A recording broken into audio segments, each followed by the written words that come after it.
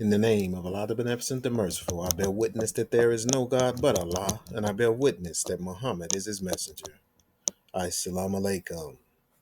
Welcome once again to Cairo Know Your Rights University, where we wish to share with you another informative and educational video, hoping that you receive it as such. The video is called, What is the Meaning of Property as Meant in the Constitution? The Constitution for the United States of America and the Bill of Rights, Amendments 1 through 10, states, in the Fifth Amendment, no person shall be held to answer for a capital or otherwise infamous crime unless on a presentment or indictment of a grand jury, except in cases arising in the land or naval forces or in the militia, when in actual service in time of war or public danger, nor shall any person be subject for the same offense to be put twice in jeopardy of life or limb, nor shall he be compelled in any criminal case to be a witness against himself, nor be deprived of life, liberty, or property without due process of law. Nor shall private property be taken for public use without just compensation.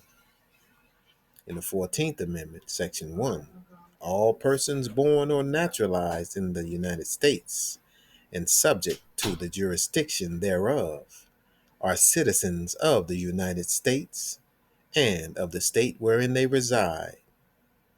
No state shall make or enforce any law which shall abridge the privileges or immunities of citizens of the United States, nor shall any state deprive any person of life, liberty, or property without due process of law, nor do not deny to any person within its jurisdiction the equal protection of the laws.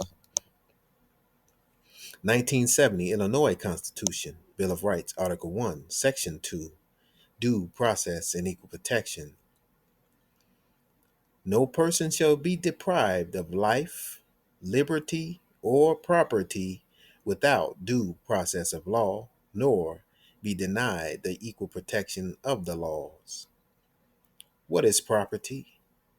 Property, the right to possess, use, and enjoy a determinate thing, either a tract of land or a chattel. The right of ownership. The institution of private property is protected from undue governmental interference, also termed bundle of rights. Also termed bundle of rights. One more time. Also termed bundle of rights. Any external thing over which the rights of possession, use, and enjoyment are exercised. The airport is city property. Black's Law Dictionary, 8th edition.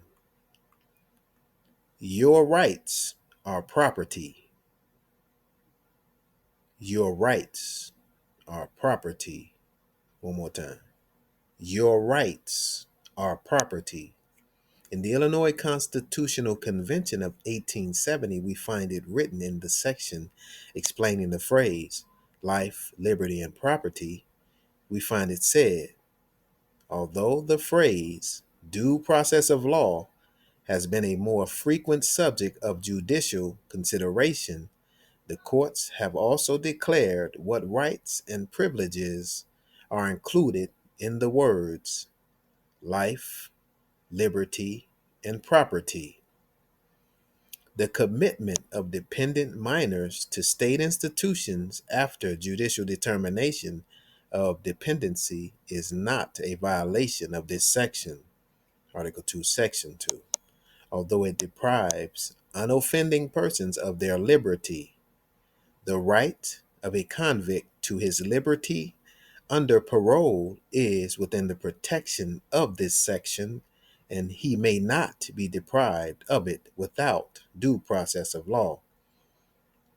In an opinion of the Attorney General, it is held that a judicial determination is necessary for the detention of persons non compos mentis, or not sane or in one's right mind, and that a statute authorizing the holding of persons for mental disturbance or in the incipient stages of insanity for treatment or extended observation would probably be unconstitutional.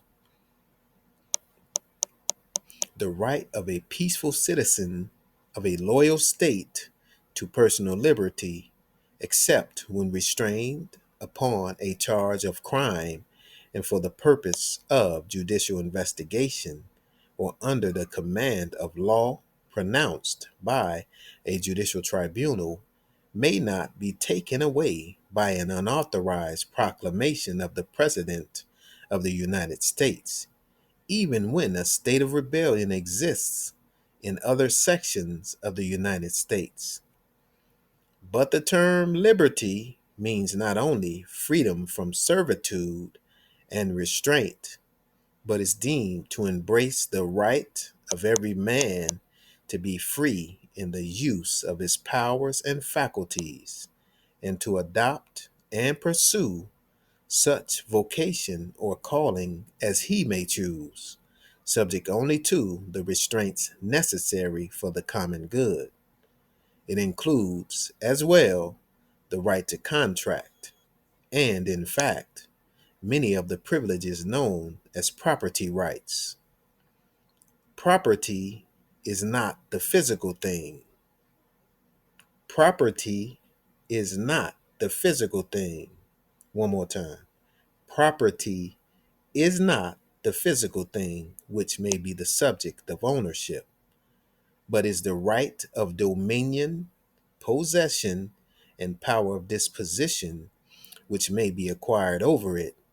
And the right of property is the right not only to possess and enjoy it, but also to acquire it in any lawful mode or by following any lawful industrial pursuit which the citizen, in the exercise of the liberty guaranteed, may choose to adopt.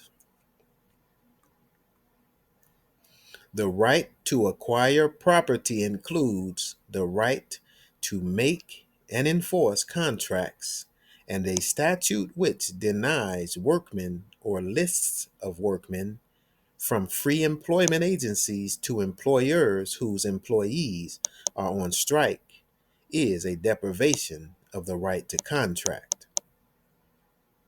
In the case of Braceville Coal Company versus People, it was said property, in its broader sense, is not the physical thing which may be the subject of ownership, but is the right of dominion, possession, and power of disposition which may be acquired over it.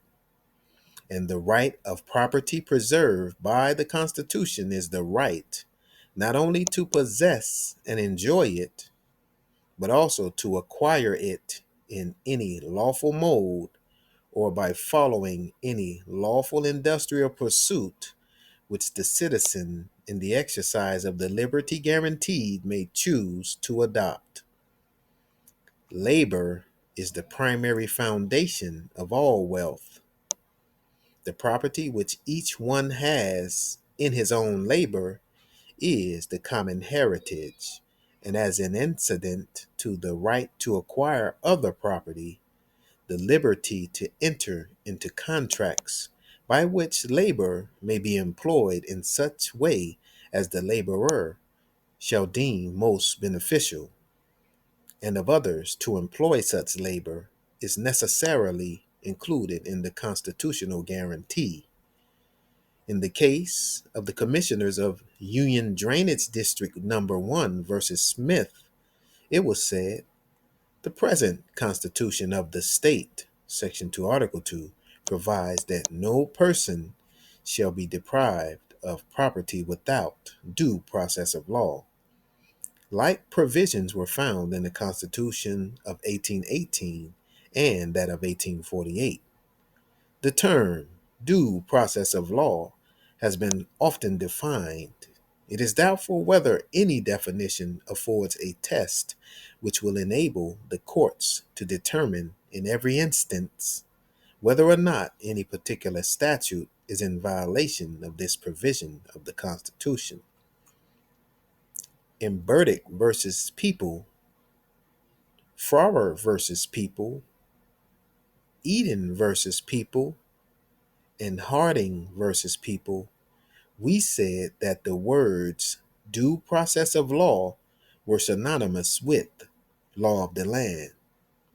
Due process of law, however, does not mean a proceeding pursuant to any law the legislature may see fit to pass, whether valid or invalid, but does mean in the due course of legal proceedings according to those rules and forms which have been established for the protection of private rights. Burdick versus People. Judge Cooley, in his work on constitutional limitations at page 356, uses this language. Due process of law in each particular case means such an exertion of the powers of government as the settled maxims of law permit and sanction, and under such safeguards for the protection of individual rights as those maxims prescribe for the class of cases to which the one in question belongs. In determining what rules and forms have been established for the protection of private rights, or what safeguards for the protection of individual rights the settled maxims of law prescribe in such cases as this, we recognize the primal necessity to be laws providing impartial tribunals for the adjudication of rights. Section 9 of Article 2 of the Constitution of 1870 provides that in all criminal cases the accused shall be entitled to a speedy and public trial by an impartial jury. The laws of the state have always placed about the jury box, both in civil and criminal cases, the greatest safeguards that the ingenuity of our lawmakers could devise for the purpose of excluding partial, prejudiced, dishonest, and interested jurors. Our laws provide for changes of venue by which the litigant may avoid the necessity of trying his case before a judge or chancellor believed to entertain prejudice against him. In a case held by the Supreme Court of the United States, it was said, it is axiomatic that a fair trial in a fair tribunal is a basic requirement of due process. It is axiomatic that a fair trial in a fair tribunal is a basic requirement of due process. One more time.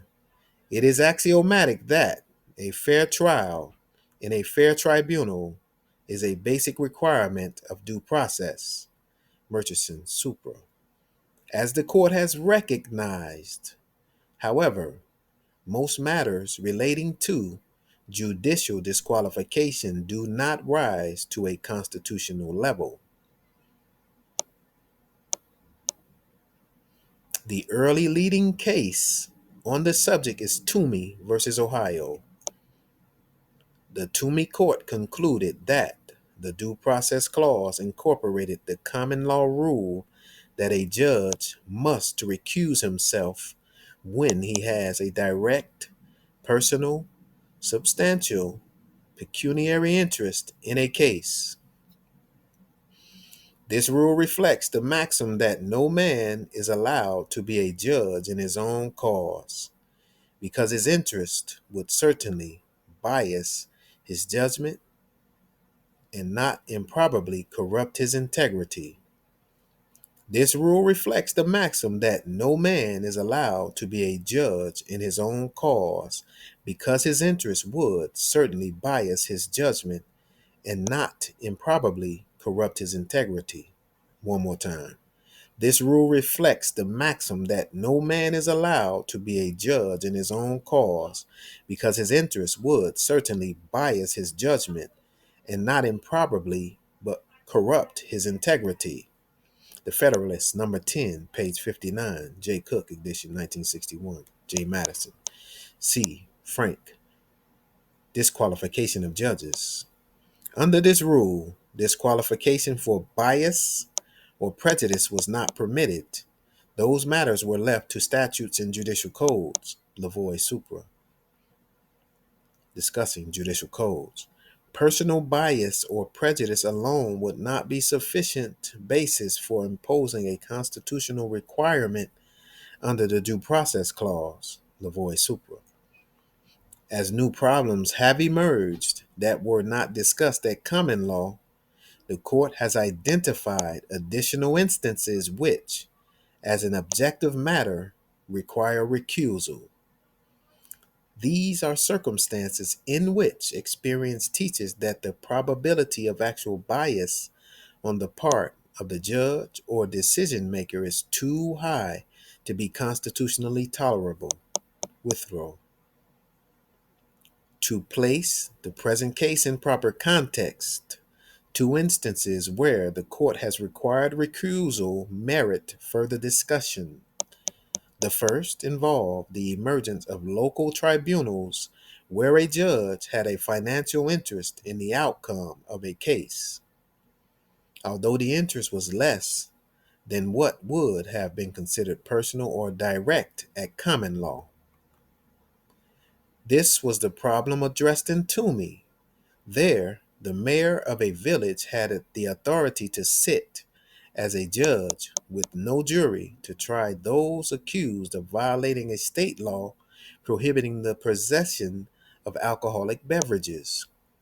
Inherent in this structure were two potential conflicts. First, the mayor received a salary supplement for performing judicial duties, and the funds for that compensation derived from the fines assessed in a case. No fines were assessed upon acquittal. The mayor judge thus received a salary supplement only if he convicted the defendant. Second, sums from the criminal fines were deposited to the village's general treasury fund for village improvements and repairs. The court held that the Due Process Clause required disqualification both because of the mayor judge's direct pecuniary interest in the outcome and because of his official motive to convict and to graduate the fine to help the financial needs of the village. It so held despite observing that there are doubtless mayors who would not allow such a consideration as $12 costs in each case to affect their judgment in it. The court articulated the controlling principle. Every procedure which would offer a possible temptation to the average man as a judge to forget the burden of proof required to convict the defendant, or which might lead him not to hold the balance nice, clear, and true between the state and the accused, denies the latter due process of law. Every procedure which would offer a possible temptation to the average man as a judge to forget the burden of proof required to convict the defendant, or which might lead him not to hold the balance nice, clear, and true between the state and the accused, denies the latter due process of law. One more time. Every procedure which would offer a possible temptation to the average man as a judge to forget the burden of proof required to convict the defendant, or which might lead him not to hold the balance nice, clear, and true between the state and the accused, denies the latter due process of law. The court was thus concerned with more than the traditional common law prohibition on direct pecuniary interest. It was also concerned with a more general concept of interest that tempt adjudicators to disregard neutrality. This concern with conflicts resulting from financial incentives was elaborated in Ward versus Monroeville, which invalidated a conviction in another mayor's court. In Monroeville, unlike in Toomey, the mayor received no money. Instead, the fines the mayor assessed went to the town's general fisc. The court held that the fact that the mayor in Toomey shared directly in the fees and costs did not define the limits of the principle. The principle instead turned on the possible temptation the mayor might face. The mayor's executive responsibilities for village finances may make him partisan to maintain the high level of contribution to those finances from the mayor's court. As the court reiterated in another case that term, the judge's financial stake need not be as direct or positive as it appeared to be in Toomey, Gibson versus Berryhill. An administrative board composed of optometrists had a pecuniary interest of sufficient substance so that it could not preside over a hearing against competing optometrists. The court in Lavoie further clarified the reach of the due process clause regarding a judge's financial interest in a case. There, a justice had cast the deciding vote on the Alabama Supreme Court to uphold a punitive damages award against an insurance company for bad faith refusal to pay a claim. At the time of his vote, the justice was the lead plaintiff in a nearly identical lawsuit pending in Alabama's lower courts. His deciding vote, this court surmised, undoubtedly raised the stakes for the insurance defendant in the justice's suit. The court stressed that it was not required to decide whether, in fact, the justice was influenced. The proper constitutional inquiry is whether sitting on the case then before the Supreme Court of Alabama would offer a possible temptation to the average judge to lead him not to hold the balance nice, clear, and true, quoting Monroeville Supra, in turn quoting Toomey Supra. The court underscored that what degree or kind of interest is sufficient to disqualify a judge from sitting cannot be defined with precision, quoting Murchison. In the court's view, however, it was important that the test have an objective component. The second instance requiring recusal that was not discussed at common law emerged in the criminal contempt context, where a judge had no pecuniary interest in the case but was challenged because of a conflict arising from his participation in an earlier proceeding. This court characterized that first proceeding, perhaps pejoratively, as a one-man grand jury, Murchison. In that first proceeding, as provided by state law, a judge examined the witnesses to determine whether criminal charges should be brought. The judge called the two petitioners before him. One petitioner answered questions, but the judge found him untruthful and charged him with perjury. The second declined to answer on the ground that he did not have counsel with him, as state law seemed to permit. The judge charged him with contempt. The judge proceeded to try and convict both petitioners. This court set aside the convictions on grounds that the judge had a conflict of interest at the trial stage because of his earlier participation, followed by his decision to charge them. The due process clause required disqualification. The court recited the general rule that no man can be a judge in his own case, adding that no man is permitted to try cases where he has an interest in the outcome. The court reiterated the court recited the general rule that no man can be a judge in his own case, adding that no man is permitted to try cases where he has an interest in the outcome. One more time. The court recited the general rule that no man can be a judge in his own case, adding that no man is permitted to try cases where he has an interest in the outcome. Thank you once again. This concludes our video for today. We hope that it has been informative, informational, and educational, and that you have received some benefit from it. Thank you once again. Peace and blessings to you all.